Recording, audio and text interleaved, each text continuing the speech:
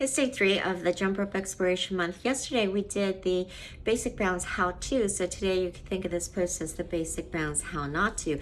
There's just some very common mistakes that are easy to make for people who are when they're just learning to jump rope and around the basic bounce as well. So a couple more posts around the basic bounce, especially since a lot of people are going to just stay there in order to get proficient at it, and that's best anyway, instead of trying to get ahead of yourself, because in the end goal, the why we even care about doing it correctly, besides the safety issues so that you're not causing unnecessary wear and tear, is that you do want to get to a point where you're able to go long enough to get the cardio benefits. But in order to do that, you want to be proficient to not have to stop unnecessarily. So one principle I'm going to give you. So whereas the how-to of the basic bounce revolved around the smooth and relaxed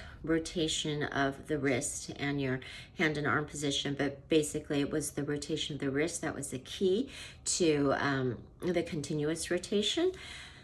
There's basically one idea or one issue with the mistake, or that's the common tendency that causes all of the mistakes that can happen with the basic bounce, and that is that people think that they have to jump high. Okay, because when you jump high, what happens? You're going to end up coming down harder. So that's one mistake, is that you're not landing softly on the balls of your feet. What also happens, the higher you jump, the more your body, your straight body line here is going to go out of alignment. So you'll end up that tendency to jump high or hard is going to cause a little bit of that momentum and that rocking, and it's also going to cause your feet to kick back. So instead of being completely straight up and down with a smooth the small bounce, like so, if you are jumping too high or too hard, you end up kicking the feet back. Okay, so let's say you're not as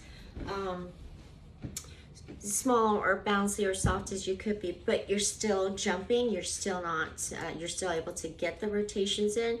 Well, at the point where you actually do need to reset, almost always that's because that has also caused your arms to either start rotating like this instead of just your wrist. So you've moved your wrist position from its fixed height or distance from your ribs. So, all right, don't get too frustrated. 5 minutes is all we're asking. 10 minutes if you're going continuously for your 1,000 skips.